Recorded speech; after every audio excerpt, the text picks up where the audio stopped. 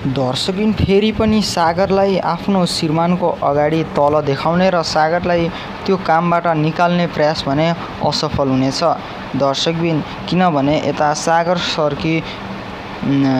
सागरका सरका श्रीमतीले भने त्यो हार्ड डिस्क आफ्नो डस्टबिनमा राखेको कुरा कान्छीले थाहा पाउँछन् र कान्छीले अन्तिममा लगेर हार्ड डिस्क त्यहाँ लिन्छन्।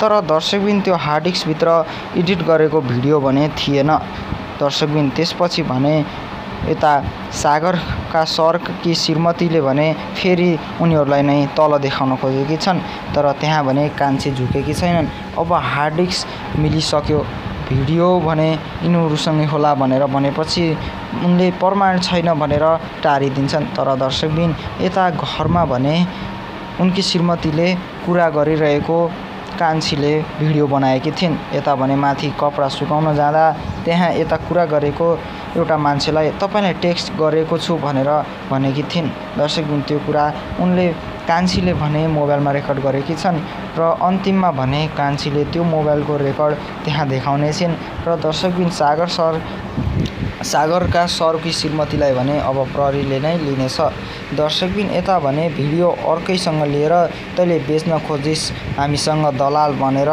उनले भप्काउन खोज्छन् सागरलाई। तर दर्शकबिन त्यहाँ कान्छी आइपुग्छिन् र दर्शकबिन कान्छी आइपुगेपछि अब भने मोबाइलमा हुन्छ सबै रेकर्ड। अब मोबाइलको सबै रेकर्ड उनले त्यहाँ देखाइदिन् भने दर्शकबिन सागरका सरले आफ्नी श्रीमतीलाई भने फेरि अर्को झापड हान्नेछन् दर्शकबिन। तपाईँलाई यो भिडियो कस्तो लाग्यो र भिडियो मन परे भिडियोलाई लाइक र च्यानललाई सब्सक्राइब गर्न भने नबिर्सिनुहोला र भिडियो कुन ठाउँदेखि हेर्दै हुनुहुन्छ तल कमेन्ट बक्समा बताउनुहोला।